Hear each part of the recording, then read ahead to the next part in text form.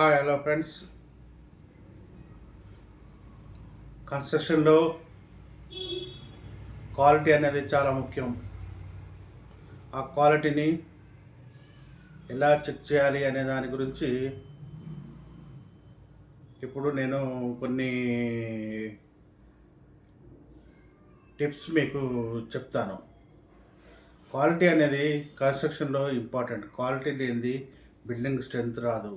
తర్వాత దాని క్వాలిటీ లేనిది చాలా ప్రాబ్లమ్స్ వస్తాయి.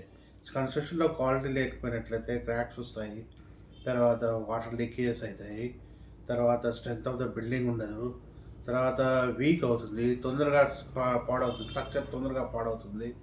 ఇల్లు అనేది 5-6 సంవత్సరాల్లో 10 సంవత్సరాల్లో 5-6 సంవత్సరాలు లేదా 10 సంవత్సరాల్లో మనకు చాలా డ్యామేజ్ అవి మనకు చాలా అసంతృప్తిని కలిగిస్తుంది. కాబట్టి కన్స్ట్రక్షన్ స్టేజ్లోనే మనం క్వాలిటీ ఆఫ్ మెటీరియల్స్ గురించి మనం కొంచెం తెలుసుకోవాల్సి ఉంటుంది. క్వాలిటీ ఆఫ్ మెటీరియల్ అంటే సిమెంటు, శాండు, ఇటుక ఇటువంటి వాటి గురించి దాని క్వాలిటీని చెక్ చేయాలి అంటే దానికి ఫిజికల్ ప్రాపర్టీస్ చెక్ చేయాలి. తర్వాత ల్యాబ్లో టెస్ట్ చేయాలి. ఫిజికల్ టెస్ట్లు ఉంటాయి, ల్యాబ్ టెస్ట్ అని ఉంటాయి. ఫిజికల్ టెస్ట్లు అంటే ఇప్పుడు సపోజ్ సిమెంట్ ఉందనుకోండి.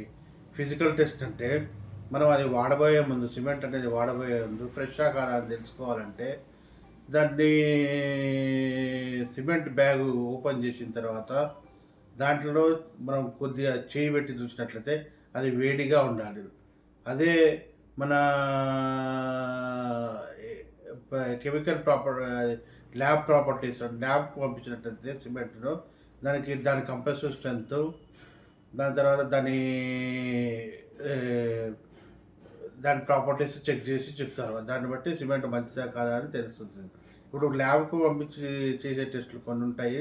మనం ఫిజికల్గా ఐతో కానీ మన టచ్ చేసి కానీ చేసే టెస్టులు ఉంటాయి. ఫిజికల్గా టెస్టులు చేయడం అంటే మనం చేతితో కానీ మనం ఫీల్ అయ్యే టెస్టులు ఫిజికల్ టెస్టులు. ల్యాబ్లో చేసే టెస్టులు మన ప్రాపర్టీస్, కంప్రెసివ్ స్ట్రెస్, దాని స్ట్రెంత్ అనేది క్యాలిక్యులేట్ చేయడం అనమాట.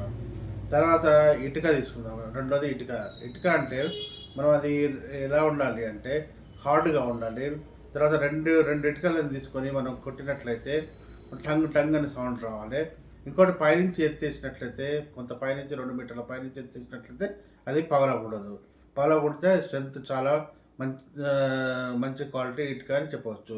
అది మామూలుగా రెండు ఇటుకలు 2 చేతులతో ఇట్లా కొట్టినట్లయితే అది పగిలిపోతే దాని స్ట్రెంత్ అంతా బాగా లేనట్టు మనం భావించాలి. తర్వాత దాన్ని మనం ఇటుక కంప్రెసివ్ స్ట్రెంత్ కూడా ల్యాబ్ పంపించి మనం తెలుసుకోవచ్చు. దాని కంప్రెసివ్ స్ట్రెంత్ లిమిట్స్లో ఉంటుంది. ఆ లిమిట్స్లో అది కంప్రెసివ్ స్ట్రెంత్ మనకు ప్రాపర్టీ వాళ్ళు ఇస్తారు, ఇంత లోపల ఉండాలి అనేసి. దాన్ని బట్టి మనం కూడా దాని క్వాలిటీని, దాని స్ట్రెంత్ను క్యాలిక్యులేట్ చేయొచ్చు.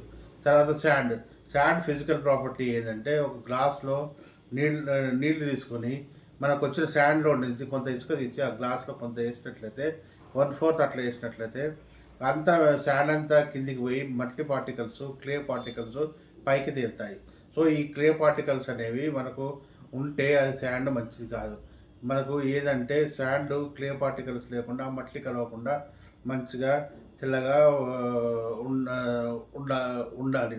అప్పుడు ఇసుకను మనం తీసుకోవచ్చు. అట్లా ఇసుకను కూడా మనం ల్యాబ్ పంపించినట్లయితే వాళ్ళు ప్రాపర్టీస్ చూసి దానికి కూడా చెప్తారు. దాని ప్రాపర్టీస్ కూడా చెప్తారు. తర్వాత ఇంకోటి ఏంటంటే వుడ్ ఏంటంటే 3-4 రకాలు ఉంటుంది. ఒకటి వేప కట్టె అంటే వేపతో చేసిన వుడ్. అది టర్మైట్ రెసిస్టెన్స్ ఉంటుంది, దానికి పురుగు పట్టదు, కానీ క్రాక్స్ వస్తాయి. సో అది మనకు క్రాక్స్ రాకుండా ఉండాలంటే వేప వాడద్దు. క్రాక్స్ వచ్చినా పర్వాలేదు అంటే స్ట్రెంత్కి ఏం ప్రాబ్లం లేదు, కానీ క్రాక్స్ వచ్చినా ప్రాబ్లం లేదు అనుకుంటే వేప వాడండి, అంట్లో తక్కువ జరగదు.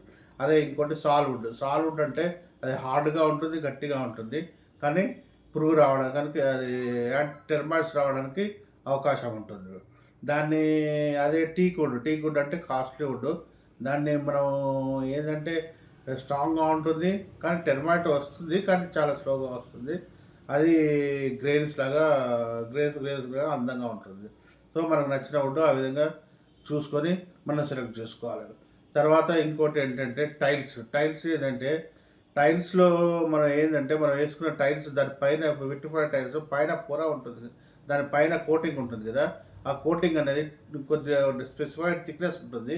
ఆ థిక్నెస్ అనేది మనం 2mm 3mm అనేది మనం చూసుకొని ఎక్కువ థిక్నెస్ ఉండేది మనం తీసుకోవాలి. దాంట్లో ప్రాపర్టీస్ మెన్షన్ చేస్తారు.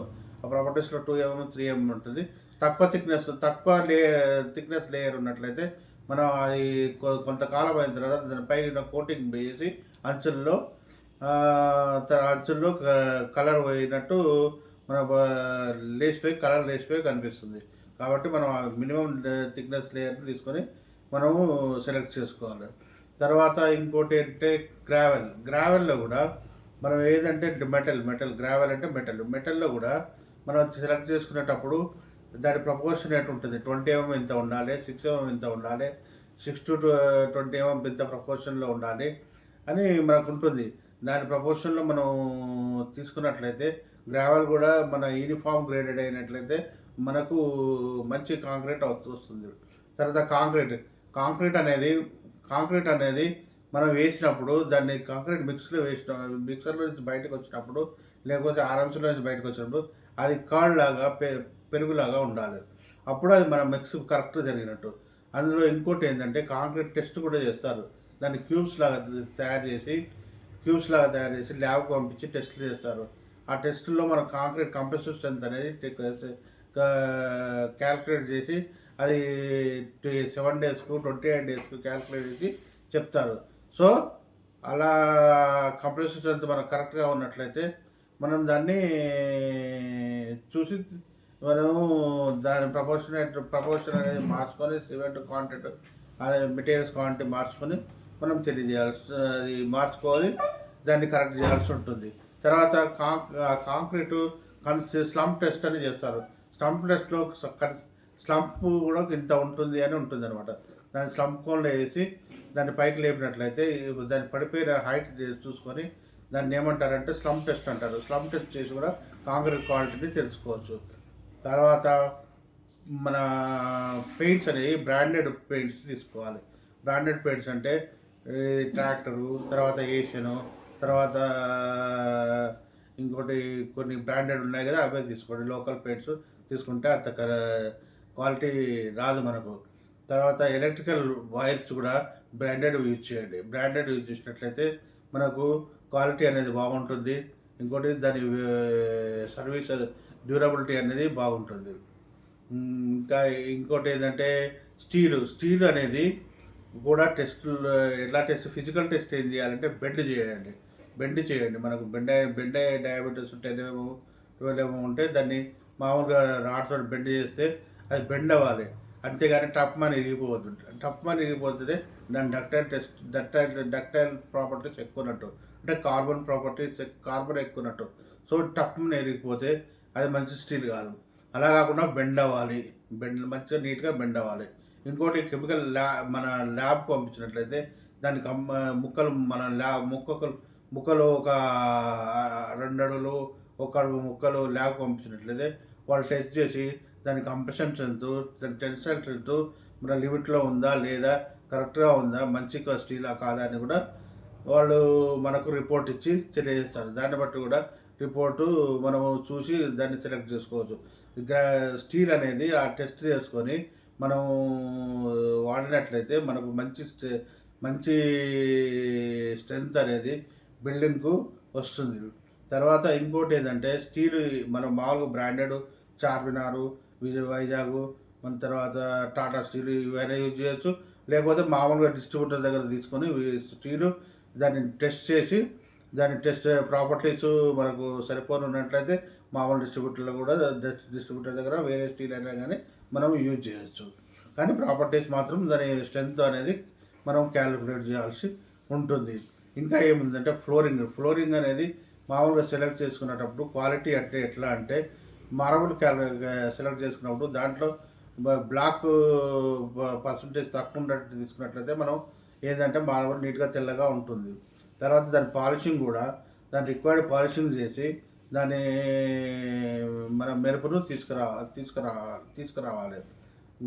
తర్వాత ఇంకా ప్లాస్టింగ్ కూడా ప్లాస్టింగ్ అంటే ఎలా ఉండాలంటే స్పెసిఫైడ్ థిక్నెస్లో ప్లాస్టింగ్ చేసుకోవాల్సి వస్తుంది. అది మనం ఇంటి లోపల అయితే 20 mm ప్లాస్టింగ్, దాన్ని సిమెంట్ మోటారు ఫస్ట్ 12 mmకు 1:4 వేసుకోవాలి. తర్వాత సెకండ్ 8 mmకు 1:6 వేసుకోవాలి. తర్వాత సీలింగ్ ప్లాస్టింగ్ 12 mm ప్లాస్టింగ్ 1:4 వేసుకోవాల్సి వస్తుంది. అలా వేసుకొని సిమెంట్ మంచిగా కలుపుకొని ప్లాస్టింగ్ చేసినట్లయితే అది డ్యూరబుల్గా ఉంటుంది. అలానే తర్వాత ఫ్లోర్ టైల్స్ కింద సిమెంట్ మోటార్ వేసుకున్నట్లయితే, సిమెంట్ శాండ్ వేసి మోటార్ వేసుకున్నట్లయితే మనకు బాగుంటుంది. కానీ ఒకవేళ ఫ్లై యాష్ కానీ మనం సిఆర్ఎఫ్ కానీ అవి వేసుకున్నట్లయితే తక్కువ స్ట్రెంత్ ఉంటుంది.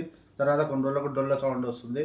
కాబట్టి ఏంటంటే టైల్స్ వేసేటప్పుడు కింద బెడ్ మోటారు పూర్తిగా స్ప్రెడ్ అయ్యేటట్టు, టైల్ కింద పూర్తిగా ఉండేటట్లు, స్లర్రీ కూడా దాని కింద ఉండేటట్టు వేసుకోవాలి. లేకపోతే దాన్ని టప కొట్టినట్లయితే డొల్ల సౌండ్ వస్తుంది.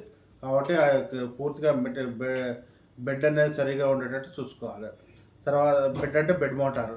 తర్వాత ఇంకోటి ఏంటంటే ఇది Windows branded aluminium branded Windows అయితే బాగుంటాయి. దాంట్లో ఇప్పుడు పీవీసీ విండోస్, యూపీవీసీ విండోస్ ఉంటున్నాయి. యూపీవీసీ విండోస్ బ్రాండెడ్ అయితే కొద్దిగా బాగుంటాయి. మామూలుగా బ్రాండ్ లేకుండా ఉన్నట్లయితే కొద్దిగా అంత బాగుండదు క్వాలిటీ. మంచి బ్రాండెడ్ తీసుకొని మంచి బ్రాండెడ్ వాడండి. తర్వాత ఎలక్ట్రికల్ ఫిట్టింగ్స్ కూడా స్టాండర్డ్వి వాడితే మనకు క్వాలిటీ అనేది బాగా వస్తాయి, మంచిగా ఉంటుంది. సో ఇవన్నీ ఇలా ఉంటాయి ప్రాపర్టీస్. మనం కొన్ని చెక్ చేసుకునే విధానాలు ఇలా ఉంటాయి. సో మీరు జాగ్రత్తగా క్వాలిటీ అనేది చెక్ చేసుకొని మంచి క్వాలిటీ మెటీరియల్ వాడినట్లయితే, మంచి క్వాలిటీ స్కిల్డ్ లేబర్తో వర్క్ చేయించినట్లయితే, మంచి క్వాలిటీ మెటీరియల్ మంచి కరెక్ట్ ప్రపోర్షన్స్లో స్కిల్డ్ లేబర్ వాడినట్లయితే మనకు మన ఇల్లు మన స్ట్రెంత్ చాలా ఇంటికి స్ట్రెంత్ అనేది 100% వస్తుంది. మనకు డ్యూరబిలిటీ అది ఇల్లు కూడా ఒక 70 సంవత్సరాల వరకు మనకు దాని లైఫ్ ఉంటుంది.